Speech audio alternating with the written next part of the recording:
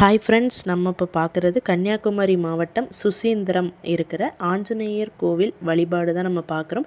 இதனுடைய மூலவர் தானுமாலய சுவாமி.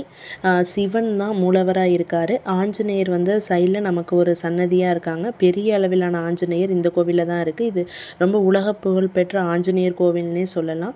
சுசீந்திரத்தில் ஃபேமஸ் அப்படின்னா நம்ம இந்த கோவில் தான் சொல்லலாம். இதில் ஃப்ரண்ட் சைடில் தான் இப்போ தீராக்குட்டி நின்று பார்த்துக்கிட்டு இருக்கா. நம்ம இதற்கு அப்புறம் நம்ம வந்து உள்ளார போய் நம்ம சுவாமியை நம்ம வந்து தரிசிக்கலாம். தரிசிக்க போகும்போது இப்போது நம்ம ஆஞ்சநேயரை வழிபட்டுட்டு, இது வந்து முருகன் சன்னதி அங்கேயே இருக்குது. அதுக்காக நம்ம உச்சிக்கால பூஜை நடக்கும்போது நம்ம போனதுனால 12 மணிக்கு நடை சாத்திட்டு அதுக்கப்புறம் ஒரு 3 சுற்றி இதை மாதிரி தீவிட்டி தீபம் இதெல்லாம் ஏற்றிக்கிட்டு போய் 3 சுற்றிட்டு வந்து திரும்பி நடையை சாத்திட்டு அவங்க உள்ளார போகிறாங்க. இது நம்ம போனபோது நடந்தது. எல்லா கோவில்லையும் நம்ம நடை சாத்திட்டாங்க அப்படின்னா நம்ம அதுக்கப்புறம் வந்து திறக்க மாட்டாங்க.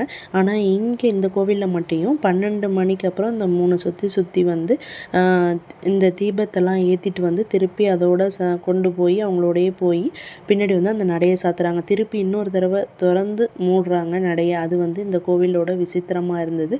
தானுமாலய சுவாமியை தான் நம்ம பார்க்கணும். இது 3 வடிவில் தங்க விக்கிரகம் மாதிரி இவர் தோற்றம் கொடுக்குறாரு. இதற்காகவே தனி சன்னதி வந்து அமைஞ்சிருக்கிறது.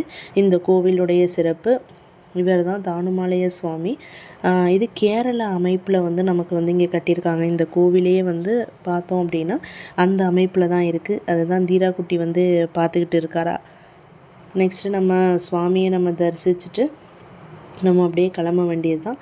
இது சிவன் கோவிலில் இப்போது நம்ம சுற்றி வந்ததுன்னு சொன்னோம் இல்லையா. இதுக்காக நடை சாத்தினதுக்கப்புறம் திரும்பி நடையை திறந்துட்டு திரும்பி அடைச்சிடுறாங்க. அதை தான் நீங்கள் இப்போது பார்த்துக்கிட்டு இருக்கிறது. இந்த கோவிலுடைய இன்னொரு ஃபேமஸ்ன்னு சொல்லணும்னா கல் கருடன்.